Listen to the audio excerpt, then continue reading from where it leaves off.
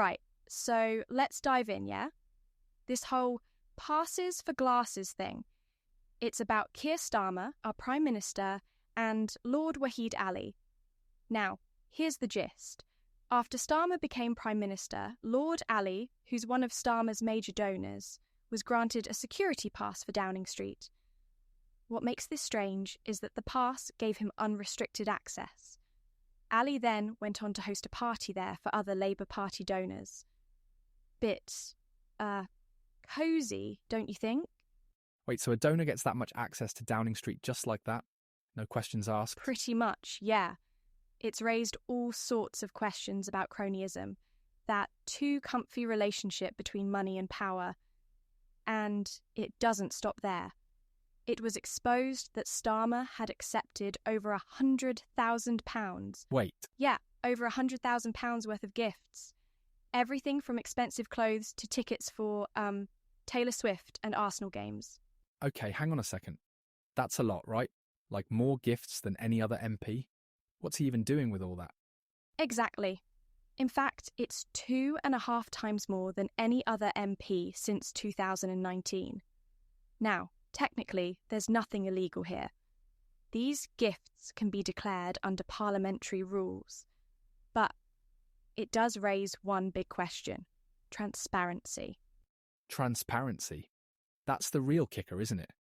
Like, okay, you're allowed to accept gifts, fine. But when those gifts start piling up into the six figures, it kind of looks dodgy, doesn't it? It absolutely does, and it's not lost on the public either. In politics, people expect integrity, or at least they hope for it. When these kinds of stories break, it challenges the public's trust. It makes them wonder, is this MP working for us or for their donors? Yeah. Plus it reminds me of past scandals, like, wasn't there the cash for questions thing in the 90s? MPs accepting bribes to ask certain questions in Parliament? This kind of stuff sticks in people's heads. Exactly. That's a perfect example. The cash for questions scandal showed how easily trust in politics could erode. And now, here we are again with this perception that allies, donors, all these big figures have undue influence. Even if no rules are technically broken, the optics are awful. Right, and it's not just about optics, it's about fairness. When the public looks at this, there's that feeling of, politicians play by totally different rules than the rest of us. Yeah, you've hit the nail on the head there. This sense of elitism, that some people get special treatment, it's corrosive to public trust. And it makes every decision by that politician seem suspect, as if there's always a hidden agenda tied to some donor's interests. So Starmer's argument here is that he didn't break any rules, right?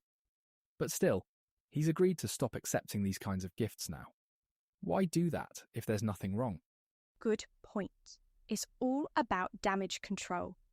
Starmer, along with other Labour figures like Angela Rayner and Rachel Reeves, announced they'd stop taking gifts like clothing.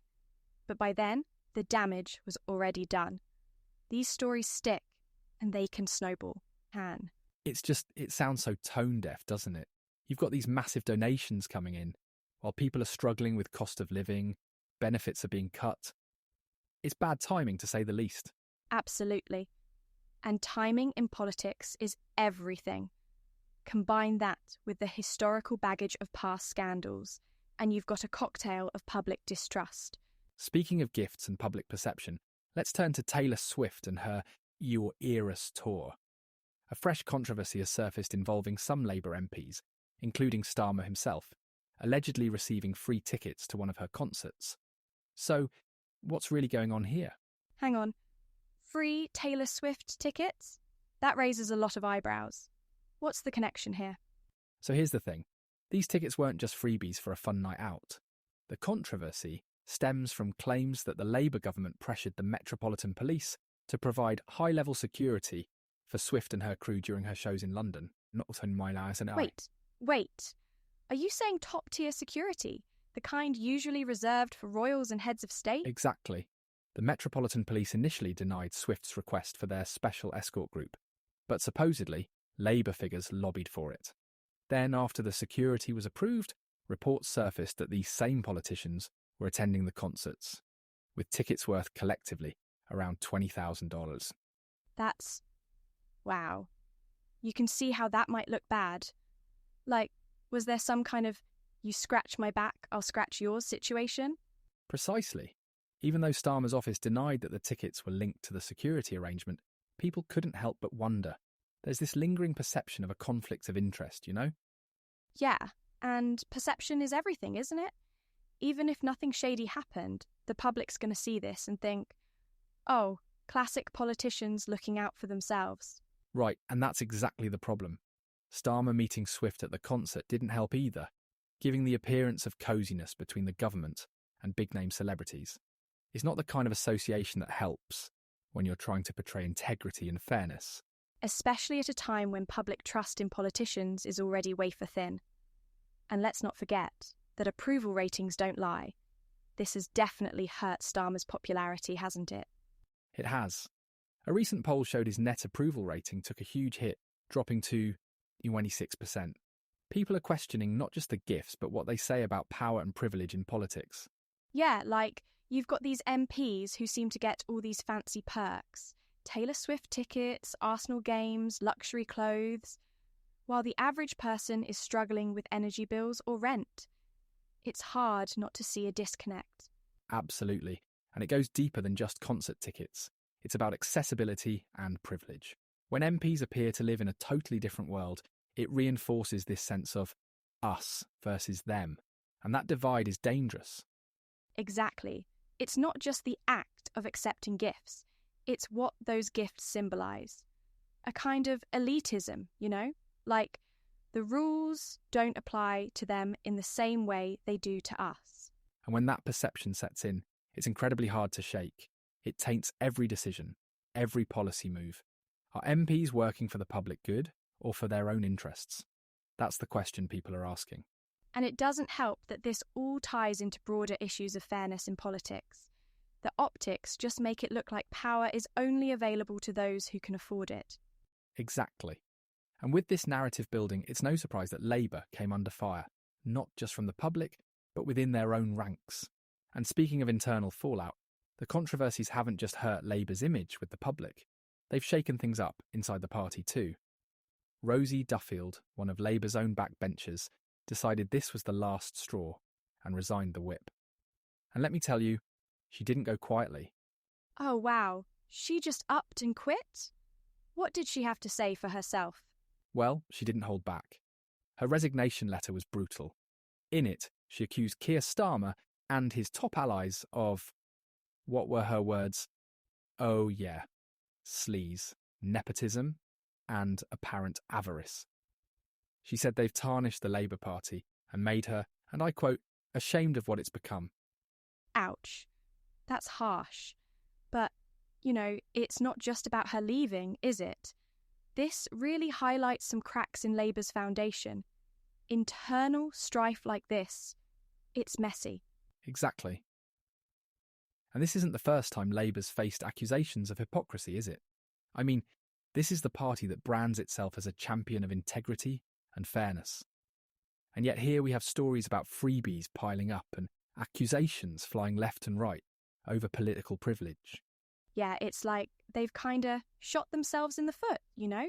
How can you stand for fairness when your actions tell a different story? Right. And to make matters worse, it feeds into this broader perception that politics is a game for the rich and powerful. Something most of us can never really touch. It's not just a Labour issue, either. We've seen similar sentiments in other countries, like in the US. There's this idea that money equals influence. Totally. And the thing is, that disconnect, it's what really bothers people. It's not just about Starmer or even Labour. It's about what they represent. People see these MPs with their free Taylor Swift tickets, expensive clothes, fancy donors. Meanwhile, they're struggling to pay rent or heat their homes. The divide feels colossal. Yeah, and it sends the wrong message. Whether intentional or not, it creates this picture of two different worlds, one for the privileged few and one for everyone else. And when that gap gets too big, well, public trust shatters. And once that trust is gone, man, it's hard to win it back. This scandal, this resignation, is just another chink in that armour. And Labour's going to feel the effects of this for a long time, don't you think? I do. Public perception's everything in politics. And when the narrative becomes about privilege and hypocrisy, it's a tough one to shake. It's not just about gifts anymore. It's about what those gifts symbolise, the elitism they represent. But here's the thing. You've got to wonder, though. Will anything really change? If internal party members like Duffield are calling Starmer out, does that force reform, or does everyone start protecting themselves even more? Good question. The optimist in me would say it might push Labour to clean house and focus on rebuilding trust. But politics is politics, and sometimes self-preservation wins out. That said, one thing's certain. Voters will remember this, and come next election they'll be asking hard questions. Absolutely. And on that note, I think that wraps it up for today. What a tangled web this whole thing is, huh? It really is. Thanks for listening, everyone. We'll keep an eye on how this unfolds, but for now, that's all from us. Take care, and we'll see you next time.